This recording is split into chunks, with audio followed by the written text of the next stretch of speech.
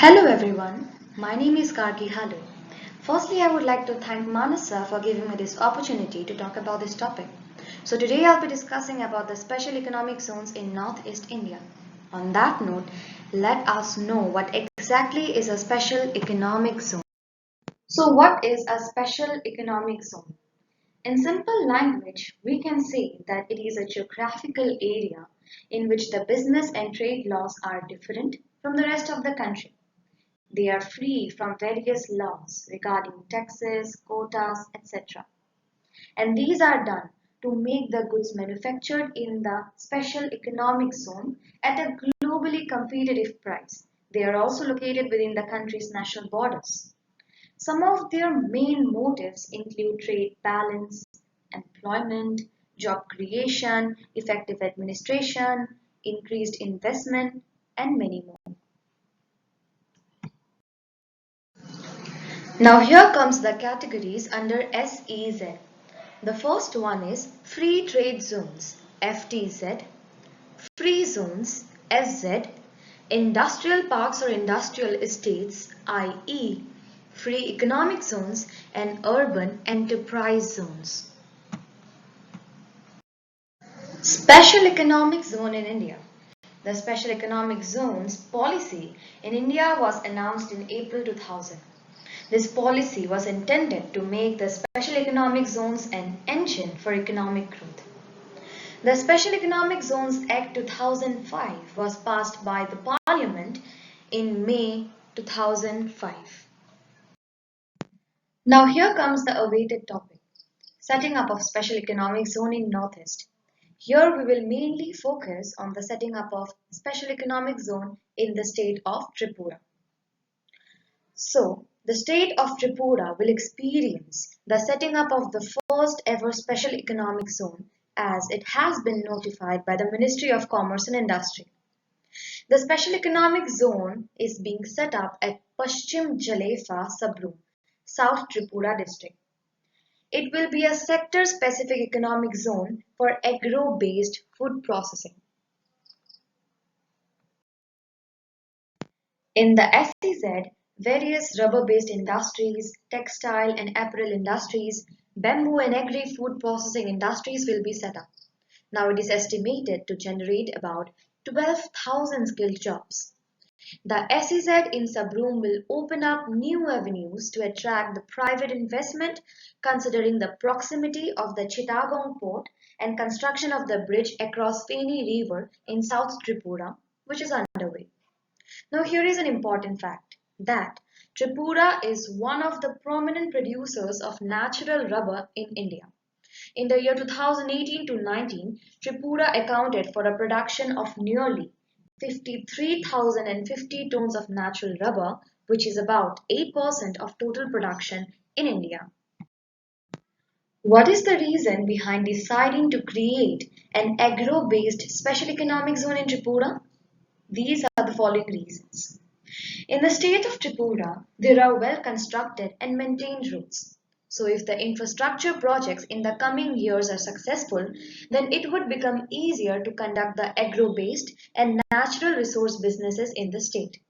Also, the setting up of smooth roads and railway connectivity will enable other states in the northeast region such as Assam, Nagaland, Meghalaya, Manipur, Arunachal Pradesh and Mizoram to transport their natural rubber to Sabroom from where they can be shipped to other destinations.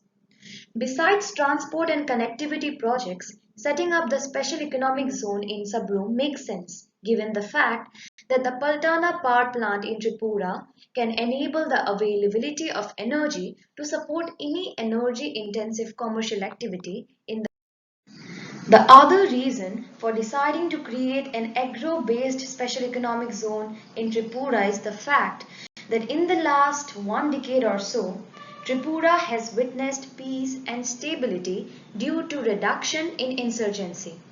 The setting up of an SEZ in Tripura, apart from carrying an economic message, has a symbolic value.